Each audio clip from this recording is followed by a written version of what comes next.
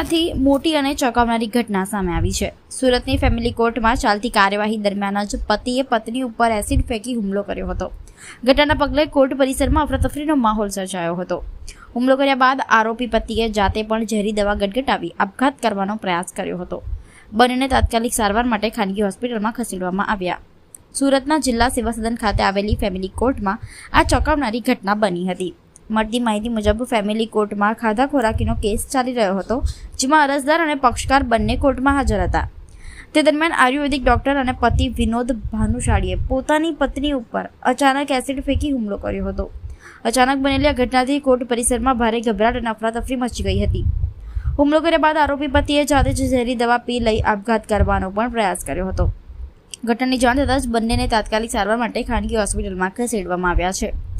મહત્વની વાત એ છે કે આરોપી પતિ સામે અગાઉ પણ પોતાની પત્ની ઉપર જીવલેણ હુમલો કરી હત્યાના પ્રયાસનો ગુનો નોંધાઈ ચૂક્યો છે। તેમ છતાં ફરી એક વખત પત્ની ઉપર એસિડ અટેકની ગંભીર ઘટના સામે આવી છે।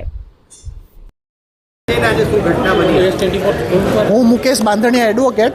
આજે ફેમિલી કોર્ટની અંદર ખોરાકી અને રિકવરીનો કેસ ચાલુ હતો અમારો, અને એની અંદર પતિ પત્નીના ઝઘડામાં બંને પક્ષકારો હાજર હતા, અને પત્ની ઉપર પતિએ ચાલુ કોર્ટમાં એસિડની બોટલ છાંટીને અટેમ્પ્ટ ટુ મર્ડરનો પ્રયાસ કરેલો છે। શું નામ છે બેના? પક્ષકારનું નામો જે છે તે ખરેખર પ્રાઇવસી રહેવી જોઈએ, તેથી કરીને પક્ષકારોના નામ આપણે ન લઈએ તો વધારે સારું છે। કેટલી ગંભીર ઘટના કહેવાય? ખરેખર બહુ હીન પ્રકારનું કૃત્ય કહેવાય, કારણ કે આ કામના આરોપીએ છે ને અગાઉ પણ આ પ્રકારે અટેમ્પ્ટ ટુ મર્ડરનું કૃત્ય કરેલું છે।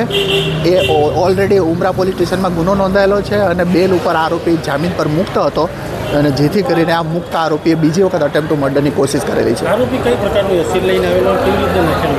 હવે કયા પ્રકારનો એસિડ લઈને આવ્યો છે તે કોઈ બાબતે જાણ માહિતી નથી, પણ એસિડની બોટલ લઈને આવેલા હતા તે બાબતની પૂરી માહિતી છે, અને એસિડ પોતાની પત્ની ઉપર નાખીને અત્યારે એમની પત્નીને હોસ્પિટલમાં લઈ જવામાં આવેલા છે। પક્ષકારો બંને સિનિયર સિટીઝન છે, અને જ્યારે માણસ ખરેખર ખૂબ જ માનસિક યાતના ભોગવતો હોય ત્યારે જ આવી કોર્ટ કચેરીઓમાં માણસ જતો હોય છે, જેથી કરીને બંને સિનિયર સિટીઝનો પોતે પણ કંઈ પદાર્થ પી લીધો છે?